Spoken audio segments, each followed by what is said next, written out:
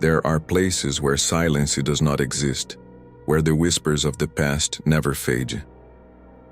Se essa história te interessou, não se esqueça de se inscrever no nosso canal, nos contar sobre seus relatos e de onde está assistindo. The small village stood like a forgotten relic on the edge of the world.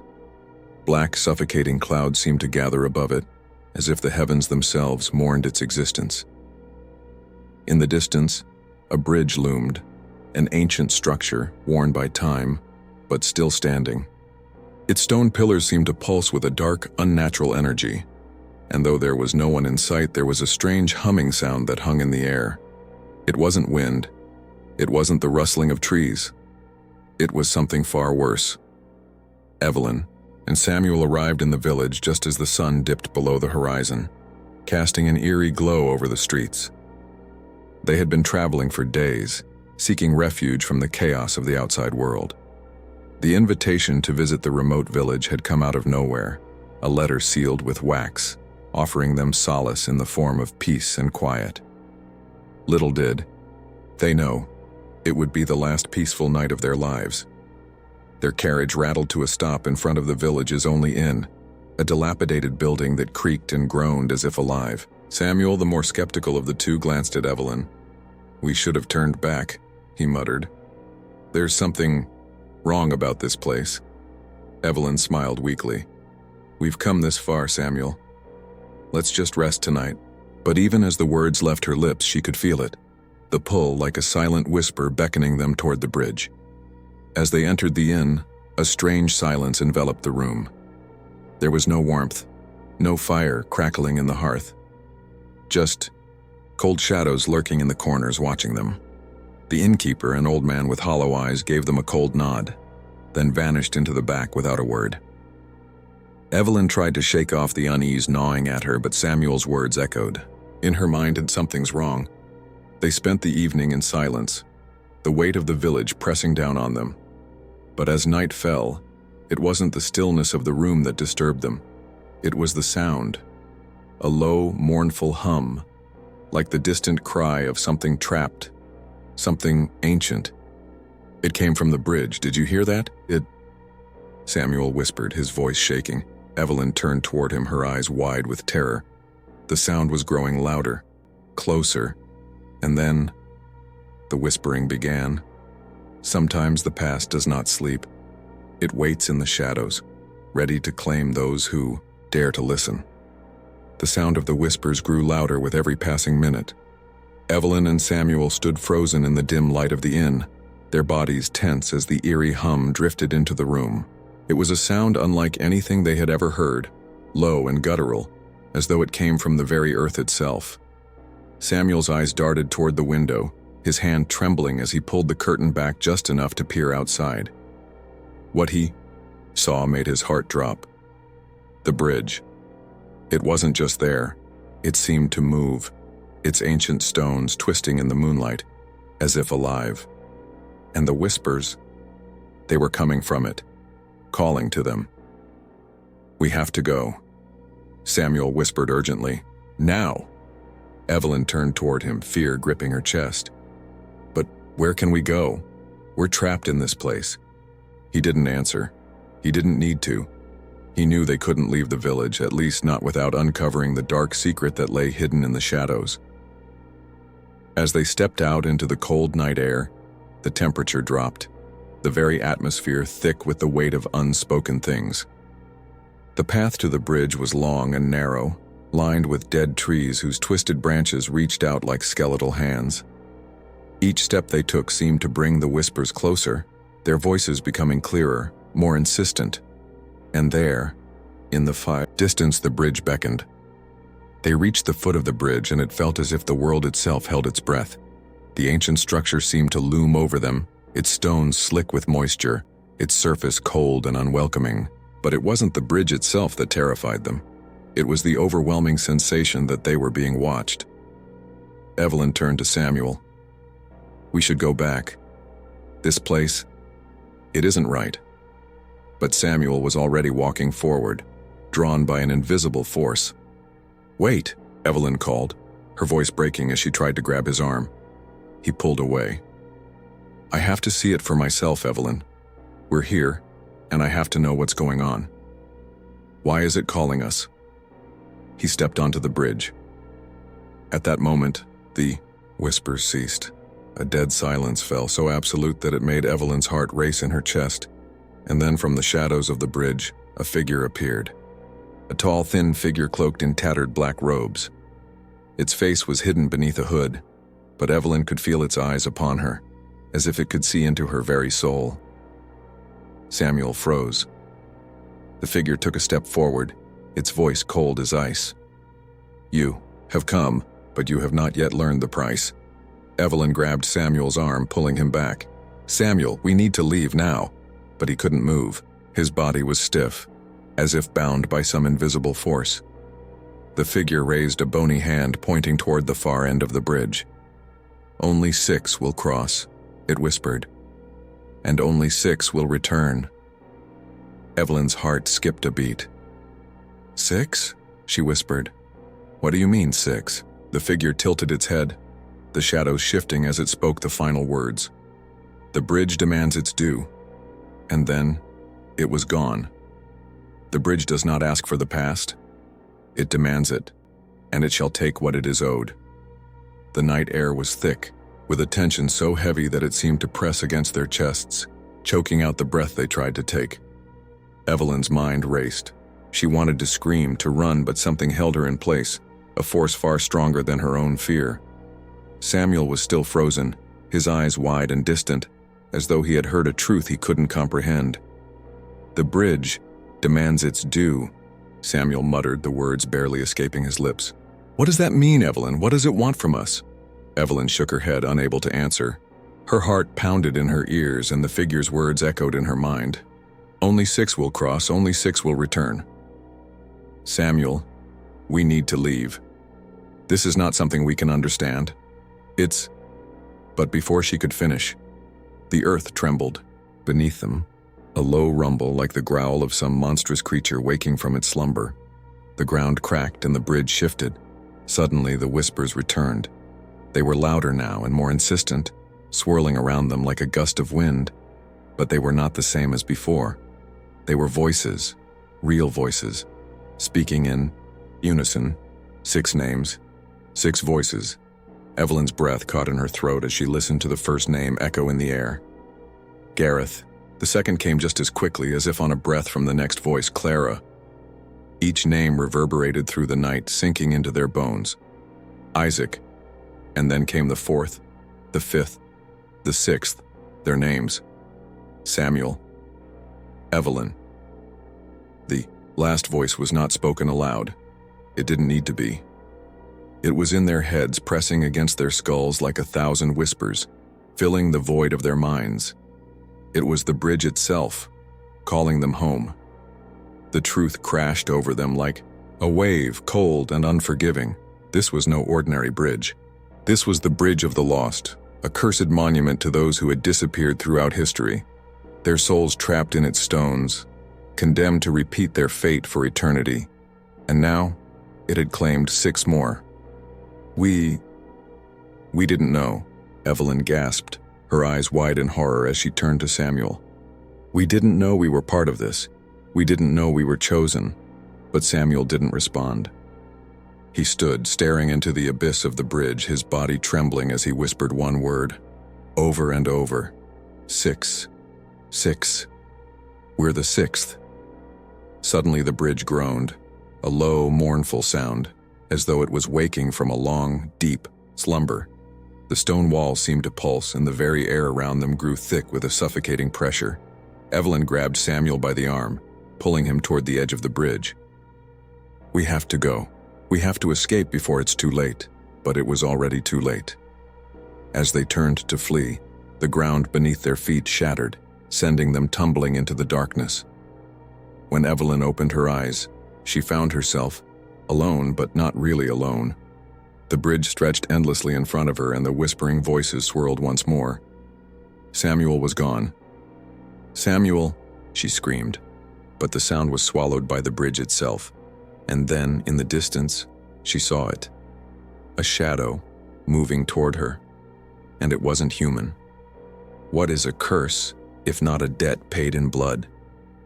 Evelyn's breath came in shallow gasps as the dark shadow loomed closer, its movements unnaturally smooth as though it slid through the very air itself.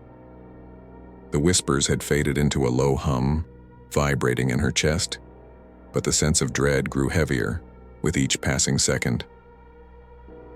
Samuel was gone. She didn't know whether he had fallen into the abyss with her or was consumed by the cursed bridge. The darkness around her seemed to press in, swallowing every trace of light. All she had left was the unrelenting sound of the hum. The figure approached, its form shifting like smoke, shifting with the rhythm of the whispers. It was not human. Evelyn could feel it. This was not a person. This was a presence older than anything she had ever known, a thing that had crossed the boundary between life and death. Her heart raced in her chest, pounding against her ribs as she stumbled back, unable to tear her eyes from the looming figure. And then, it spoke. "You should not have come." Its voice was like the crackling of dry leaves, distant yet unmistakably close. A voice that seemed to come from every direction at once. Evelyn swallowed hard, her mouth dry. "Where is Samuel? Where did you take him?" The figure's form seemed to tremble, as if amused by her question.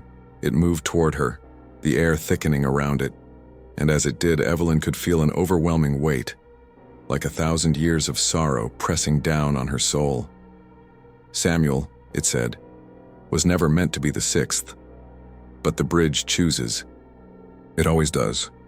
Evelyn's mind reeled, trying to process what it meant. The sixth? Was Samuel the last of the 6 souls to be claimed? Had the curse already taken him? Or was there more to come? Her eyes flicked back to the shadow, her voice trembling. "What happens to those who are chosen?" The figure tilted its head slightly, as if considering her question, its presence growing darker. "Those who are chosen," it murmured, "are bound to the bridge, their souls trapped in its stones for eternity, calling for others to join." Evelyn felt her stomach drop. Trapped? Samuel was gone. The figure stretched out a thin, bony arm, reaching toward her. "You will see soon enough." A wave of nausea washed over her, and as she staggered backward, she felt her foot slip, and then nothing. She was falling. But it wasn't the fall that terrified her. It was the sudden pull, the force that yanked her through the air as if the bridge itself were claiming her, pulling her into its depths. Evelyn screamed, but the sound never reached her ears. Then, everything went black. When Evelyn awoke, she found herself on the bridge again. But something was wrong. The bridge had changed. The air was colder, and the stone beneath her hands felt slick and damp. The whispers had returned, but they were no longer the gentle hum they once were. Now, they were harsh, insistent, a cacophony of voices screaming in agony. And then, she saw them, the 6 faces, 6 souls frozen in time, their eyes wide with terror, their bodies bound to the stones like statues of human suffering. And one face stood out. It was Samuel's. As Evelyn's hand reached out to him, the stone beneath her feet cracked, and the face of Samuel twisted in a horrible, silent scream. "No." She cried, but she could not look away. And in the distance, the figure from before appeared again, moving toward her. "It's your turn now." The bridge does not forgive. It only takes, and it demands a soul for every crossing. Evelyn's heart raced as she stared at Samuel's face, frozen in stone, his eyes wide with horror, his mouth open in a silent scream. It was a look of pure terror, one she had seen too many times before. But seeing it now, etched into the cold stone, was worse than she could have imagined. She took a step back, her hands shaking, the weight of the curse pressing down on her chest. The bridge was alive, and it was hungry. It had already claimed Samuel, and now it was coming for her. "No, no, no," she whispered, trying to shake the thought from her mind. The whispers grew louder, swirling around her, filling her ears, with 1,000 voices calling her name, each one more desperate than the last, begging her to join them, begging her to cross. But Evelyn refused. She could not become like them. She could not be trapped in this nightmare forever. Suddenly, the ground beneath her feet shifted and she stumbled. The stone that had once felt solid now trembled, as though the entire bridge was breathing. It was as if the bridge had sensed her defiance and it was punishing her for it. Her eyes darted around, trying to find a way out. The bridge stretched endlessly in both directions, its dark stones stretching toward the horizon. But there was no escape. The shadows were closing in, and the figures, those frozen souls, were beginning to move. Samuel's statue cracked, the stone around his face splintering, and for a moment, Evelyn could see his eyes again. They weren't just lifeless. They were full of fear. "Help me," Samuel's voice whispered from the stone, his voice hoarse, like someone trapped beneath water. "I couldn't escape, but neither can you." Evelyn recoiled in horror. This was worse than anything she had feared. Samuel's spirit was trapped, his soul bound to the bridge. And now she understood. She wasn't just trying to escape the curse. She was trying to save him. "Samuel, I'll save you," she whispered, not even sure if he could hear her.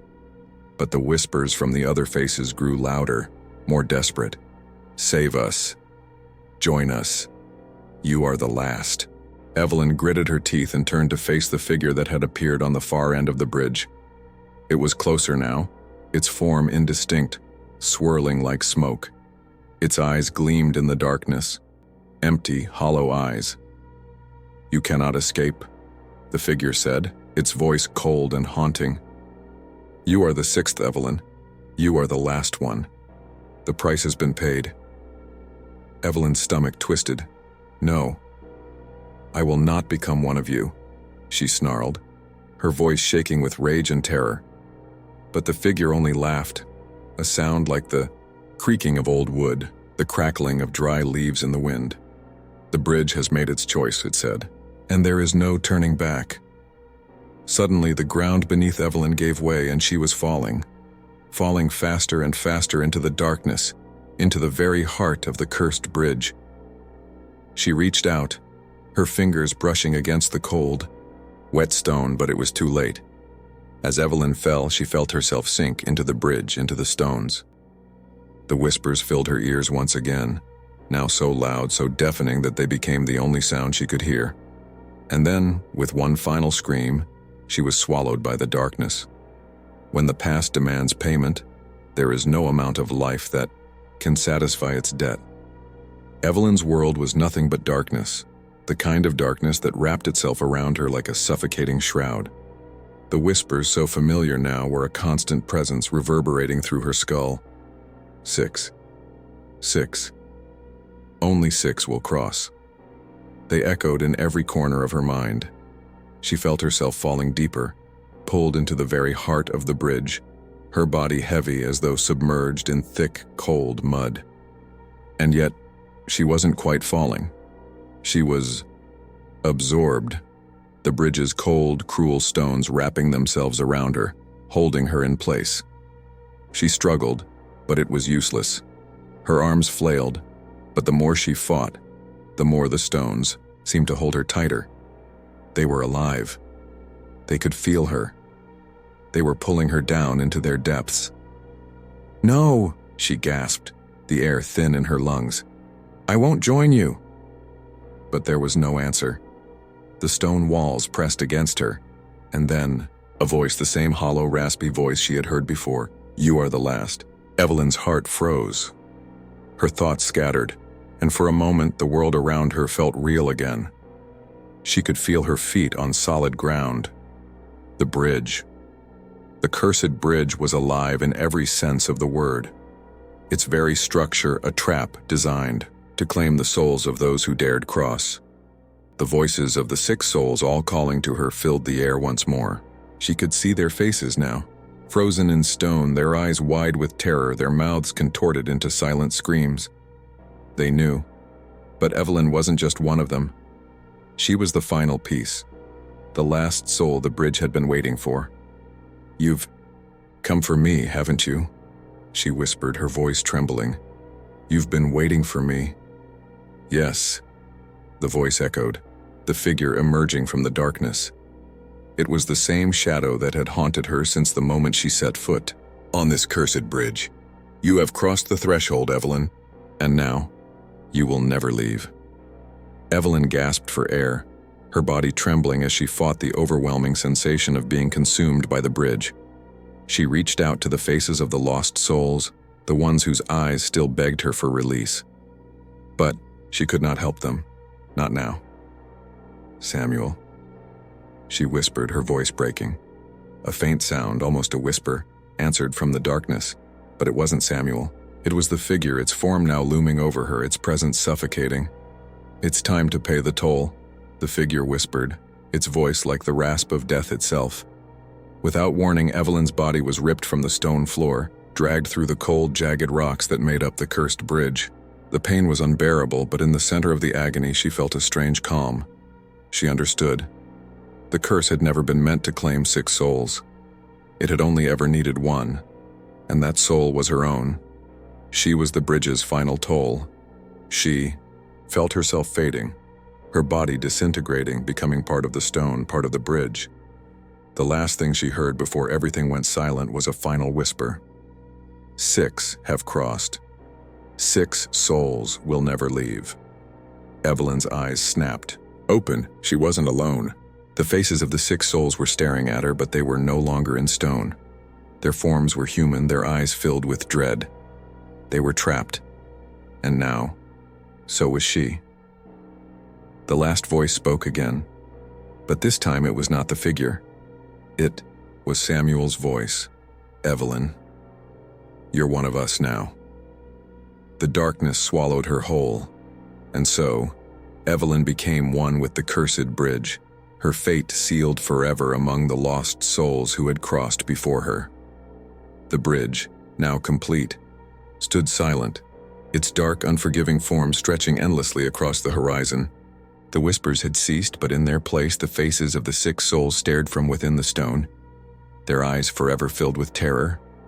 Evelyn's voice would never be heard again, her soul bound to the bridge for eternity. And as the wind howled across the stones, it carried a new whisper, one that called to anyone who dared approach. 6 souls, 6 tolls, and now, the bridge waits for the next. The curse would continue, as it always had.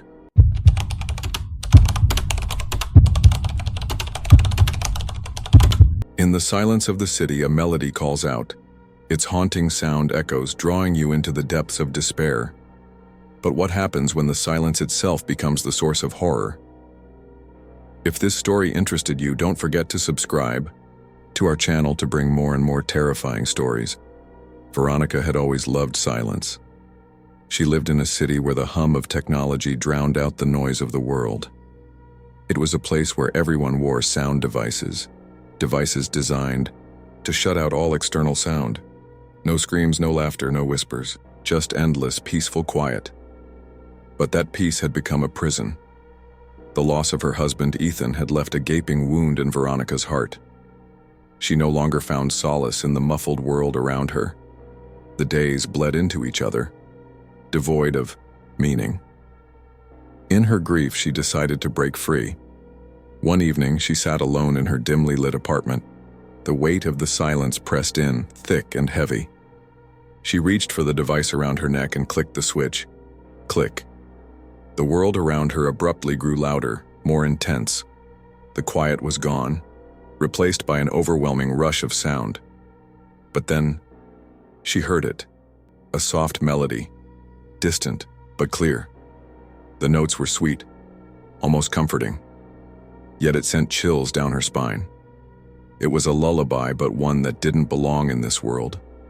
A tune so familiar, yet foreign. The hairs on her neck stood up as it echoed, drawing her deeper into its grip. Veronica stood up, trembling. Where was it coming from? She glanced around the room, but it was empty. No one was there. Yet the music played on, inviting her to follow. She stepped toward the door, heart pounding, mind racing. She couldn't resist. The melody, it beckoned. As the sound calls, there are those who heed it, but the price of answering may be a one-way journey into the unknown. The streets were quiet, unnaturally so. Veronica walked down the city's narrow avenues, the familiar hum of the sound devices no longer muffling the world. The air around her felt different, charged with a tension she could not place. The music, still faint, seemed to grow louder with every step she took. It was as though the city itself was pulsating with this eerie, unseen rhythm. She passed through alleyways where shadows twisted unnaturally, and empty storefronts seemed to stare back at her with hollow eyes. The people she passed wore the same devices around their necks, their heads lowered in silent obedience, unaware of the world outside their own isolation. But Veronica was no longer like them. She had unplugged herself, and now she was free. But at the cost of being isolated from everyone else. The melody had become an obsession. The soft, haunting notes crept into her thoughts, pushing her forward like a magnetic force, drawing her deeper into the heart of the city. She didn't know how much time had passed, but soon she found herself in a part of town she didn't recognize. The buildings here were older, crumbling in places as if forgotten by time. The music. It was louder now, no longer a soft whisper in the distance. It was as if it was coming from within the very walls around her. She stepped forward cautiously, her pulse quickening. The melody had changed slightly, now sharper, more urgent. It called to her like a siren, urging her to follow it deeper into the unknown. Suddenly, Veronica froze. Something was wrong. The air had shifted, and the ground beneath her felt unstable, as if the very earth was trembling. The music paused, then continued, but in a completely different key, warped and distorted, like a nightmare unfolding in real time. She looked around, realizing she was completely alone. The street was empty. No one had seen her enter this part of town. It was as if she had crossed into another world entirely, and that's when she heard it. A voice, whispering her name from the darkness. Veronica. Her heart stopped. There was no one there. Yet the voice, it had come from just behind her. She turned quickly. Nothing. But the voice had followed her. It was closer now, louder. Veronica, it's too late now. You've already answered the call. There are sounds that echo in the heart long after they stop playing. And there are echoes that become so deafening, you can no longer distinguish where the music ends. And your own mind begins. Veronica stumbled backward, heart hammering in her chest. The streets had disappeared, the walls around her beginning to warp as if the fabric of reality itself was unraveling. She tried to move, but her legs were heavy, like they were made of stone, as though something was pulling her into the ground.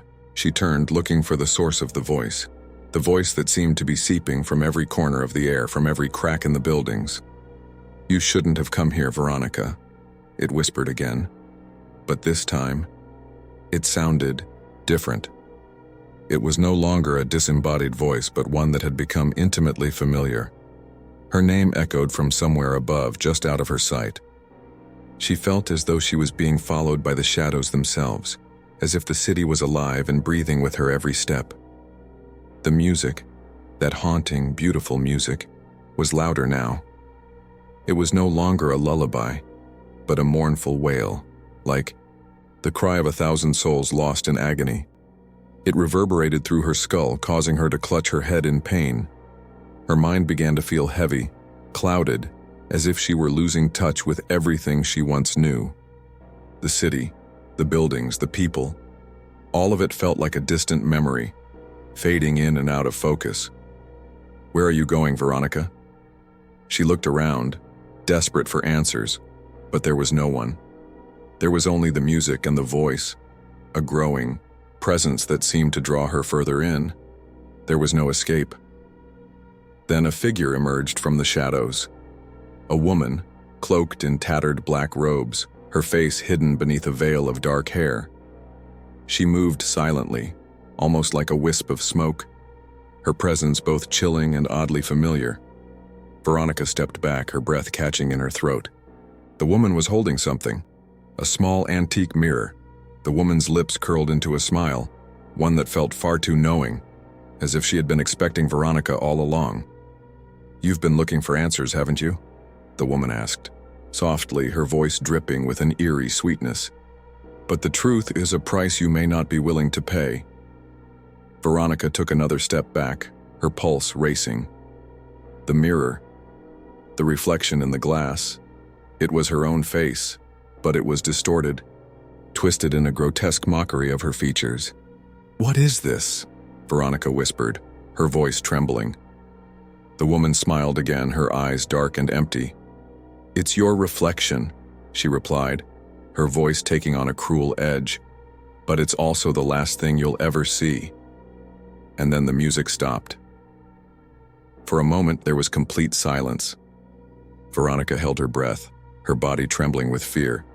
But just as she exhaled, the melody began again, this time louder, sharper, almost suffocating. And in that instant, Veronica understood. The music wasn't just a melody, it was the key to everything. The key to a truth that was more horrifying than she could have ever imagined. The city wasn't real. The people weren't real. She wasn't real. It was a trap, a cage, a final, unbreakable silence. Truth once seen cannot be unseen, and some reflections reveal more than you ever wanted to know. Veronica stood frozen, her eyes locked on the mirror that the mysterious woman held in her hand. Her own face stared back at her, but it was no longer her face at all. The features were twisted and grotesque, as if an unseen force had deformed them into something dark, something inhuman. For a moment, she couldn't breathe. The reflection smiled back at her, not the gentle smile she had once known, but a cruel, twisted grin that sent chills crawling up her spine. "It's not what you think, Veronica," the woman whispered, her voice like a thread weaving through the silence. "This mirror shows you the truth, the one truth you've been avoiding." Veronica's stomach twisted. She wanted to look away, to break the connection, but the reflection held her captive. Was this what she had been searching for all along? The truth she had thought was lost in the silence of the city, the truth that had been locked away in the deepest corners of her soul. The woman stepped closer, the edges of her cloak billowing out like smoke.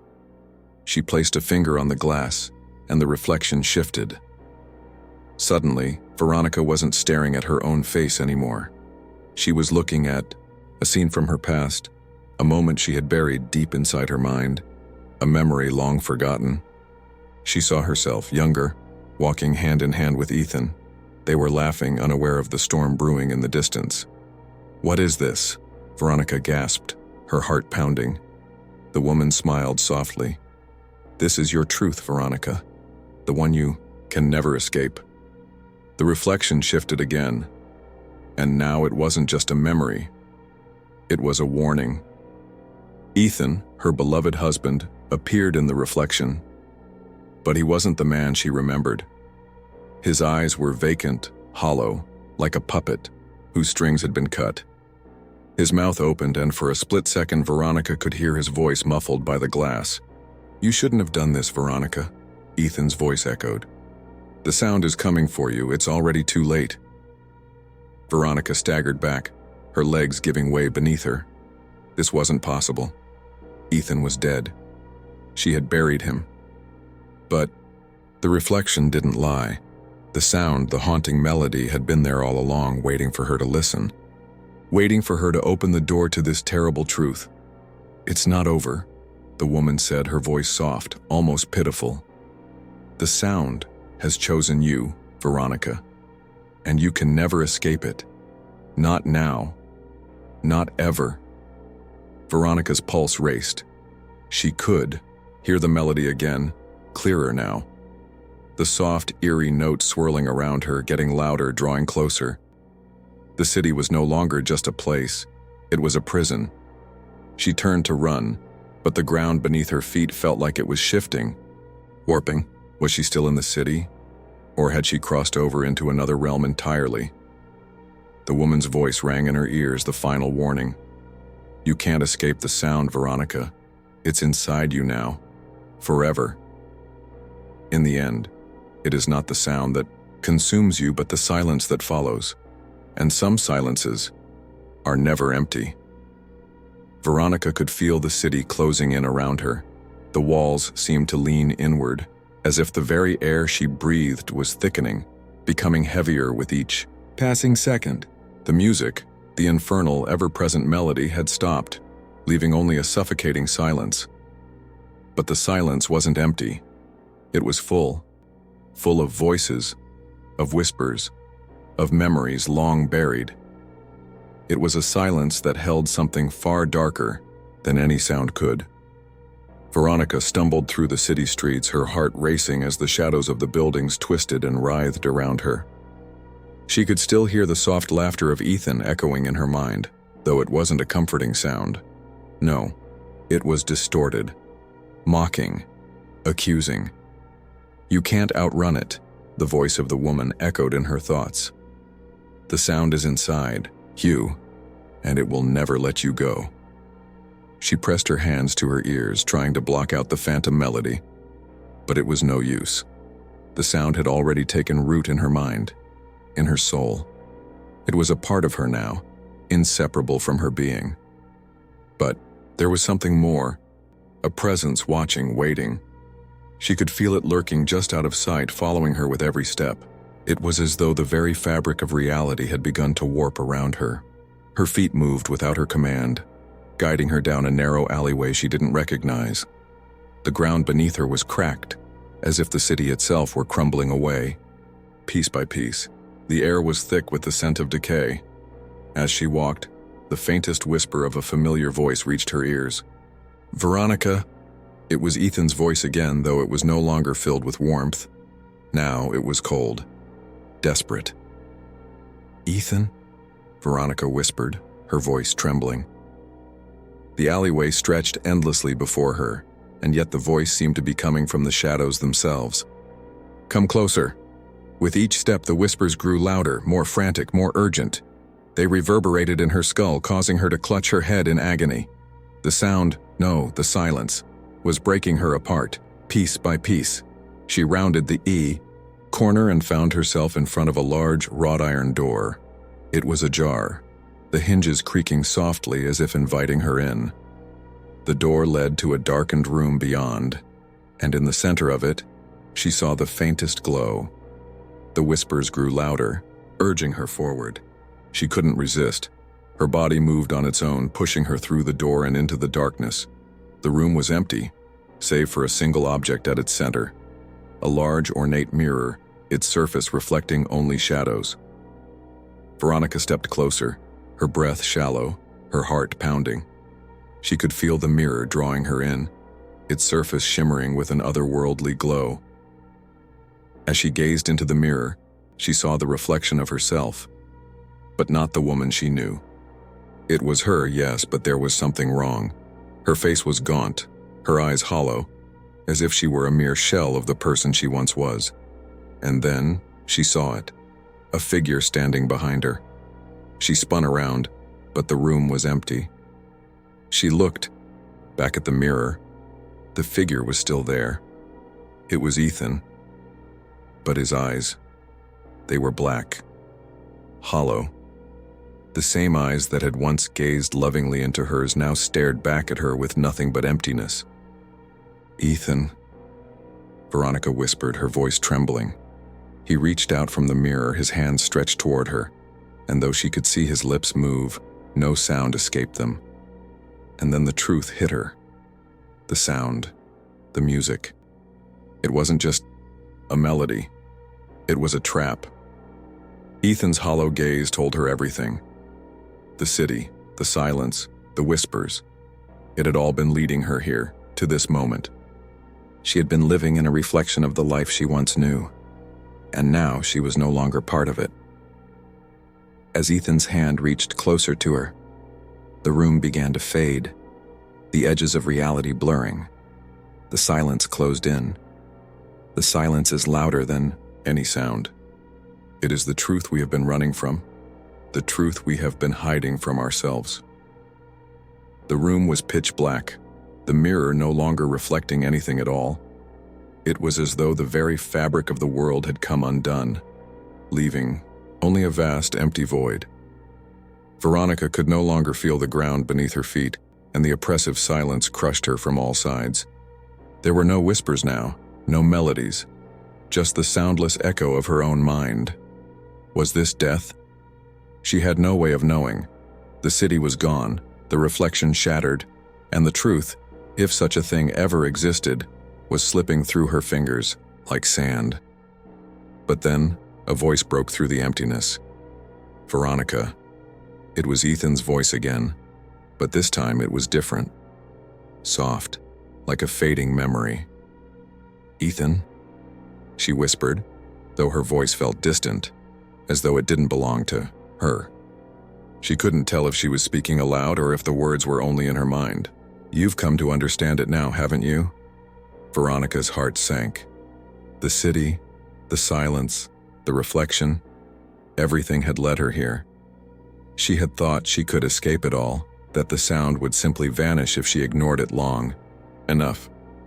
But the truth was relentless. "The sound," Ethan continued, his voice echoing in the darkness, "it was never the melody you heard. It was the silence that followed. The silence that had always been inside of you." Veronica shuddered. She had known deep down that there was something wrong, but she had never fully understood until now. The silence wasn't just the absence of sound, it was a presence, a force that had always been there, lurking beneath the surface, waiting to consume her. The sound wasn't the danger, Ethan's voice whispered, now barely audible like a fading echo. It was the silence that followed. The silence that traps you, that makes you forget who you are. Veronica tried to speak, but her words were swallowed by the suffocating silence. The absence of sound became her only companion, and with it came the unbearable weight of her own thoughts. Was she truly alone? The realization hit her with the force of a tidal wave. The sound, the melody, the music. It had never been a separate entity. It had been a reflection of her own mind, her own soul, drawing her deeper into the silence. As the darkness pressed in on her, Veronica felt herself slipping away. The city was gone, but the silence remained. It was always there, an inseparable part of her, woven into her very being. "There is no escape from this, Veronica," Ethan's voice whispered one last time. "The silence will never let you go. It has already consumed you." Veronica closed her eyes, and for a moment, there was nothing. No sound, no reflection, no presence, just empty stillness. And then, she heard it. A soft, familiar melody. It was the sound of the silence itself, the final note in a song that had no beginning and no end. The song of solitude, of nothingness, of a truth too terrible to comprehend. The silence was now her only reality. The end, or perhaps just the beginning. And so, we come to the end of our journey into the depths of silence, where the line between sound and emptiness fades, leaving us trapped in the vastness of our own mind. Veronica, as she delved into the unsettling truth about the sound, the city, and her very reality, ultimately succumbs to what she feared most, the silence that consumes her entirely. But did she truly vanish? Or is her story still echoing in every corner, in every reflection, waiting to be discovered once more? The sound of solitude never fades. It lingers within us all, whispering in the dark. If you were chilled by Veronica's fate and the mystery of the sound, leave a comment. What do you think happens to her after the final silence? Share this tale with your friends and subscribe to the channel for more stories that will shake your mind and test the limits of fear. Until next time, and remember, the sound of silence may be closer than you think.